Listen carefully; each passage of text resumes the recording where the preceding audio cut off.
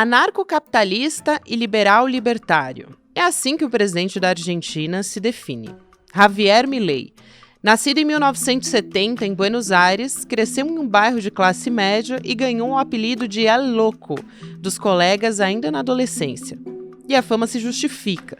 O economista e novato na política coleciona declarações polêmicas, tipo dinamitar o Banco Central, e outras declarações absurdas mesmo, tipo legalizar a venda de órgãos humanos. Um perfil violento e que se autodefine como antissistema. Milei venceu o candidato governista Sérgio Massa e alcançou a presidência em novembro de 2023. Foi ali que ele ficou conhecido pela sua estranha relação com os pets. Antes de se tornar presidente, o Milei teria ido a um médium para se conectar com o cachorro dele, da raça Mastim Inglês. É isso mesmo, você não ouviu errado. O cachorro morreu em 2017. E foi nesse encontro que o Milei recebeu, por telepatia, a missão de se tornar presidente da Argentina. Sim, segundo ele conta, foi o cachorro morto que fez a previsão. O final da história você já sabe. A missão virou realidade e Javier Milei clonou Conan, o cachorro morto, e ganhou 4 filhos de 4 patas, como ele diz. Excentricidades à parte, para dizer o mínimo, o presidente argentino entrou para a política em 2019 e foi eleito deputado federal 2 anos depois, com um discurso próximo da extrema-direita e crítico ao sistema político do país. A Argentina já estava fundada numa crise há anos, com aumento da insegurança e uma inflação próxima de 300% ao ano. Agora, em julho de 2024, Milei não participou da cúpula de líderes do Mercosul, que teve a presença do presidente Lula. Ele preferiu ir ao CEPAC, um encontro de ultraconservadores em Balneário Camboriú, em Santa Catarina. Ele discursou, atacou Lula e depois recebeu, das mãos de Bolsonaro, a medalha dos 3 Is. Um momento inolvidável, ou inesquecível. Sexta-feira, 12 de julho de 2024.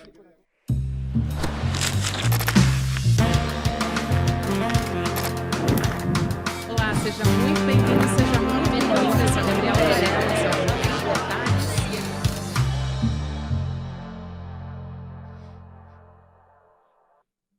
Olá, seja muito bem-vindo, seja muito bem-vinda. Eu sou a Gabriela Varela e esse é o Videocast em Detalhes.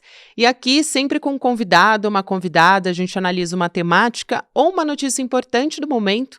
A gente tem feito aqui no Em Detalhes alguns perfis também de pessoas que estão se destacando ou que a gente precisa ficar de olho por algum motivo. Nessa semana, o presidente argentino, Javier Milei, esteve no Brasil, em Santa Catarina, para um evento da extrema-direita, e a gente vai tentar traçar um pouco do perfil do Javier Milei com a jornalista Laura Capriglione, vai conversar comigo a partir de agora. Laura, obrigada por aceitar nosso convite, seja muito bem-vinda ao ICL ou Em Detalhes também. Oi, Gabriela, é uma honra estar aqui com você, na casa do ICL. Enfim, um prazer, tomara que seja legal a nossa conversa. Prazer é todo meu, bem-vinda à nossa casa. Gostei dessa definição de casa do ICL, gostei muito. Laura, como é que você definiria, para a gente começar a nossa conversa, o perfil do Javier Milei entre essas lideranças da extrema-direita? Vamos dizer assim, se a gente colocar todos eles numa prateleira, né, para a gente tentar ler quais são as características do Milei, no que ele se aproxima dessas lideranças que a gente tem hoje, no que ele se difere dos demais. A gente tem o Bolsonaro, o Trump, claro, o Marine Le Pen lá na França. Na Itália também a gente tem um perfil forte de extrema-direita avançando nos últimos anos. Então, vamos tentar dar uma lida. Vou te pedir para fazer esse esforço para tentar traçar aqui esse perfil do Milei. Olha, eu vou falar uma coisa que eu tenho pensado, sobre a qual eu tenho pensado bastante nesse último período, que é essa coisa da ascensão desses políticos de extrema-direita, que todos eles têm um perfil histriônico, um pouco louco. O Milei, aliás, é conhecido como ele louco na Argentina. Gente que mal criada, mal educada, gente que não tem, que tem como assim, a grande questão é a criminalização do exercício da política como um exercício da vida em sociedade. O Milei fez a campanha eleitoral dele toda falando sobre a corrupção dos políticos tradicionais. Vamos lembrar, no Brasil foi a mesma coisa, né? Quer dizer, o Bolsonaro entra no vácuo, no vácuo aberto pela Lava Jato, enfim, pela descrença nos políticos tradicionais. Ele entra como uma alternativa doida, mas uma alternativa. Se você for pensar, em outros países, o Trump é isso, né? Quer dizer, o Trump é um político de extrema-direita que tem como único objetivo, né, fazer cortes de gastos, reduzir a máquina do Estado, e sempre falando em nome de uma espécie de liberdade, que é uma espécie de liberdade que, na verdade, só nos deixa amarrados, totalmente manietados pelo mercado. Isso é muito louco, né? Porque a grande imprensa brasileira comprou de barato o adjetivo de que o Milei é um libertário, né? Quando a gente sabe que essa palavra libertário foi criada ali na virada do século XIX para o século XX para designar os anarquistas, né? Que eram caras de esquerda, que eram caras que questionavam o mercado, mas propunham alguma coisa em termos da liberdade da sociedade contra, né,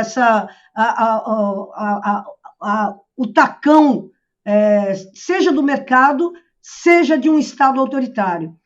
Aqui no Brasil, na Argentina principalmente, esse nome, chamar o Milei de libertário, é muito louco, né? Porque o que ele propõe é o seguinte: tira o Estado, reduz o Estado às suas funções mínimas, né? Vamos lembrar que ele queria acabar com o Banco Central, que ele falou que ia acabar com metade dos ministérios, que ele ia cortar a máquina pública a 30% do que era sob o governo do Alberto Fernandes. Então, reduzir o mercado. Só que nós temos uma situação hoje no mundo que é o seguinte: você reduz o mercado, você reduz o Estado, que é, na verdade, o único contraponto eficiente, de fato, contra as forças do mercado. Então, chamar os caras de libertário significa: vamos entregar o povo pobre, o povo oprimido, o povo que não tem, vulnerável, vamos entregar tudo, porque o mercado vai resolver tudo. Essa é a principal lógica desses caras. Então, você vai encontrar aí todos esses novos atores, né, sociais. Então, novos, eu chamo de novos, né, porque com essa relevância nunca eles tiveram, né? Quer dizer, o Bolsonaro era só uma espécie de um marginal dentro do exército, dentro da política, dentro de tudo. De repente ele virou presidente da República. Então ele era um marginal que vira, que toma de assalto a máquina pública. A mesma coisa o Milei, a mesma coisa o Trump, a mesma coisa acontece em El Salvador, a mesma coisa em muitos países do mundo. Eu acho que essa é a principal característica desses caras. Eles são, no entanto, a força deles vem do quê? Vem de onde? Vem de uma desilusão brutal do povo, particularmente a juventude. Isso é muito importante para a gente ficar atento, particularmente da juventude, do exercício da política, né? Quer dizer, então, o que acontece, em particular na Argentina? Vamos lembrar que a carreira do Milei é uma carreira que tem 4, 5 anos, e olha lá a carreira política dele. Uhum. É muito jovem. E ele vem surfando numa onda que é o seguinte: a Argentina caiu, também existiu uma espécie de lava-jato na Argentina, né? Também existiu lá a criminalização da Cristina Kirchner, aquela coisa de que todos os políticos são corruptos e tal, não sei o que, nananana. Ao mesmo tempo, a direita tradicional também não oferecia grandes respostas, né? Que era o Macri, né? Que o Macri perdeu para o partido da Cristina Kirchner, né? E depois do partido da Cristina Kirchner, tem o governo da Cristina e depois tem o governo do Alberto Fernandes. É isso, quer dizer, os partidos o partido da Cristina e o Macri não conseguiram resolver toda a questão da miséria, da falta de perspectivas, da falta de emprego, da falta, enfim. Então, num cenário como esse, é muito fácil, particularmente para a juventude, pegar e ir atrás de qualquer projeto aventureiro, engraçado, louco, que parece a Turma do Fundão. Vamos lembrar, isso não aconteceu só na Argentina, não aconteceu só no Brasil.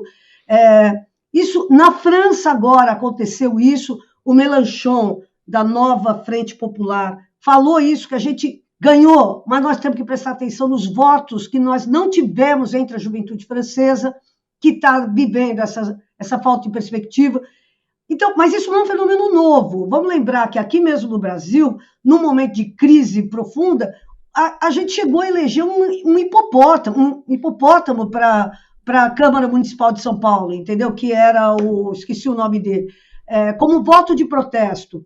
Então, eu entendo esses votos principalmente como grandes votos de protesto, entendeu? Votos de protesto contra esse status quo que não consegue dar conta de resolver os problemas do povo pobre, do povo que está desesperado, né? Laura, eu vou aproveitar que você pegou esse gancho, né, para trazer aqui informação sobre a popularidade do Milei. A última que eu consegui acessar foi com 6 meses de governo. Ele ainda tem, segundo essa pesquisa, apoio da maioria dos argentinos, de acordo com essas pesquisas, mas, apesar desses números até positivos de popularidade, em 19 de 24 províncias, ele enfrenta muita dificuldade na Grande Buenos Aires, que é uma das áreas mais populosas do país. Então, esses protestos em Buenos Aires, que foram muito fortes, que rodaram, essas imagens rodaram o mundo, são muito importantes para esse termômetro que você comentou aqui. Agora, eu queria aproveitar e trazer um acontecimento recente, e acho que também entra nesse perfil do Milei, porque ele atacou o presidente Lula, como é de praxe na extrema-direita. A gente estava aqui discutindo sobre como eles costumam agir, qual que é o modus operandi. Então ele atacou o Lula, disse que ele era um dinossauro na política, tentando trazer um pouco na esteira dessa história do Joe Biden, né, de ser um presidente velho, disse que ele costuma tomar uma cachaça, usou um termo ali em espanhol para dizer isso de modo pejorativo, claro, e veio para o Brasil, não se encontrou com o presidente Lula, não foi no encontro do Mercosul também, que, aliás, em tema já de campanha do Milei, já dizia que tinha intenção da Argentina sair realmente do Mercosul. Eu te pergunto, eu queria ouvir a sua avaliação desse ponto de vista diplomático, né? Quais são as consequências diplomáticas para a Argentina dessa atuação do Milei? E me lembrou que a gente passou com o Bolsonaro, porque o Brasil virou um pária internacional durante a gestão do Bolsonaro, né? Então, essa expectativa, pelo que a gente pode ver até o momento da atuação do Milei, é de que seja algo parecido com o Bolsonaro, ele ganha alguma coisa politicamente com isso? Bom, eu tive a oportunidade de ver um sujeito que estava no encontro do CEPAC, lá em Balneário Camboriú, ele falando que, puxa vida, isso nos encheu o coração de alegria, ver que o Milei não vai ao encontro do Mercosul, mas vai ao encontro do Bolsonaro, vai ao encontro do Eduardo Bolsonaro. Eles têm mesmo essa ideia de que o nosso diálogo, a nossa conversa vai ser com pessoas iguais a nós. Então, o problema é que eles estão ainda numa situação de uma certa orfandade, porque o Trump é o grande protetor desses caras. Então, todas as fichas eles estão depositando na possível eleição do Donald Trump.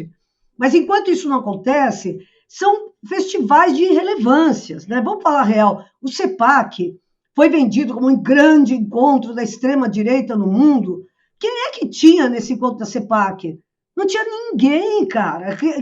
A maior de todas as celebridades era o Milei. Eles convidaram o Trump, mas a Giorgia Meloni não estava, a Marine Le Pen não estava, o cara de El Salvador não estava, entendeu? Quer dizer, foi um encontro deles com eles mesmos, na companhia do governador de Santa Catarina, ou seja, nada, não tinha um grande intelectual, não tinha nada. E vamos lembrar, o maior evento que houve na CEPAC foi a entrega da medalha dos 3 Is para o Milei, que é imbrochável, incomível e imbrochável, incomível e algum outro I, imorrível. Quer dizer, sério, cara, isso é a quinta série B, entendeu? Sabe, não é de um ridículo, não é possível você encontrar qualquer tipo de esperança. Vamos lembrar, a direita já teve pessoas histriônicas também, mas que foram grandes chefes de Estado, que tinham projetos nacionais, claro, totalitários, e por isso foram combatidos com muita veemência pela esquerda, mas tinha um projeto nacional, um grande projeto nacional. Quer dizer, qual é o projeto nacional do Bolsonaro? Qual é o projeto nacional do Milei? Qual é o projeto nacional desses caras? Não existe. É entregar tudo para as corporações. Isso é o contrário de projeto nacional. Isso não é projeto nacional. Isso é projeto de entregar para a Microsoft, para a Meta, enfim, para as grandes corporações. Isso não é projeto nacional. Então, eu acho que essa entrega da medalha, que deixou constrangido até o próprio Milei, porque ele... Também eu tive essa mesma impressão. Ele deu risada, aquela risada de nervoso, né? Assim, até ele ficou sem graça. Os 3 Is, ele ficou sem jeito, porque a medalha tinha o rosto do Bolsonaro e 3 Is, mas quando ele descobriu, ele ficou... E a vergonha, o Eduardo Bolsonaro explicando o que significa imbrochável, sabe? Então, eu vou dizer para vocês, eu acho que a grande imprensa, é impressionante, faltou uma interpretação do que significou esse encontro da extrema-direita, porque foi a irrelevância sobre a irrelevância, sobre a irrelevância, sobre a irrelevância. Então, eu acho que a extrema-direita ainda não conseguiu forjar uma narrativa que faça com que ela sobreviva a si mesma. Entendeu? Vamos lembrar, o que foi que derrotou o bolsonarismo? Vamos falar a real. Foi o bolsonarismo, certo? Quer dizer, foi o negacionismo do Bolsonaro na época da pandemia, foram as gargalhadas que ele deu das pessoas sufocando, enfim, é uma série de coisas. Mas isso não constitui um projeto nacional. Isso Então, o Lula, quando ele assume, ele assumiu com um discurso que é o seguinte: não dá mais para continuar essa palhaçada. E eu acho que a tendência com o Milei, vamos lembrar que nós estamos apenas 7 meses de governo dele. Calma. No interior, as coisas chegam com uma velocidade menor. Mas em Buenos Aires, que é o coração político da Argentina, o cara não está emplacando nada, entendeu? Quer dizer, dá mais alguns meses e nós vamos ver também na Argentina, e eu aposto tudo nisso, nós vamos ver também a debacle disso. Significa que nós estamos salvos no Brasil? Significa que o bolsonarismo possa voltar? Claro que pode voltar. Claro que pode voltar. Por isso nós temos que pegar e caprichar nesse governo. Mostrar que enfim, nós não somos iguais a eles. Mas eu acho que você vê que a gente aqui no Brasil, a última pesquisa já mostra que a gente está conseguindo fazer essa correção na expectativa das pessoas. Acho que é isso, viu, Gabriel? Eu também queria aproveitar para te perguntar, Laura, o seguinte, porque você até passou, né, tangenciou um pouco sobre essa carreira política do Milei. Então, eu queria que você contasse um pouco melhor, porque a gente teve, por exemplo, aqui no Brasil, o Bolsonaro ficou anos no Congresso Nacional, era um político de relevância zero, né? Como deputado, não apresentava projetos. O Milei, ele criou um partido, né? E 2 anos antes só de virar presidente, o Liberdade Avança, inclusive o partido, como é que ele cresceu tão rápido? E eu te pergunto se isso foi impulsionado por lideranças até como o Bolsonaro no Brasil e o Trump. Ele deu sorte de surfar nessa onda, talvez? Eu tenho certeza absoluta que essa. Você vê na França, o que aconteceu?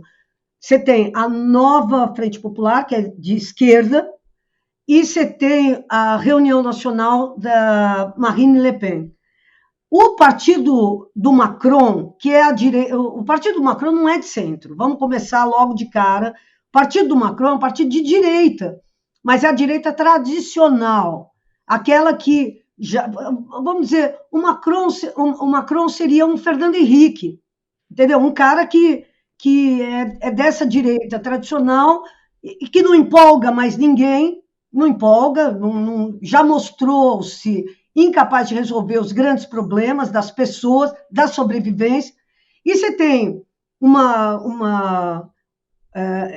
aí, em relação a esses caras, se apresenta essa nova direita.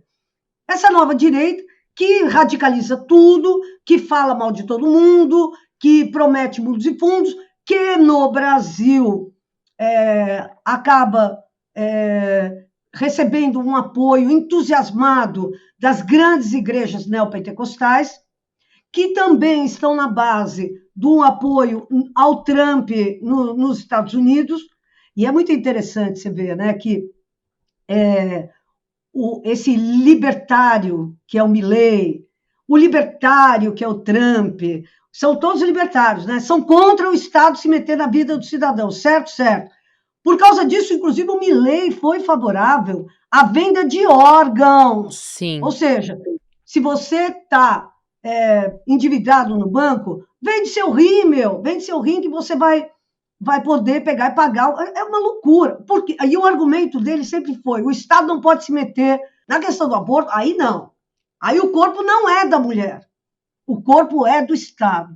Então, é muito interessante você ver que a liberdade deles vai até a hora que se choca com os interesses dessas igrejas fundamentalistas e tal, que também existe na Argentina. Então, só para a gente... Então, eu acho que essa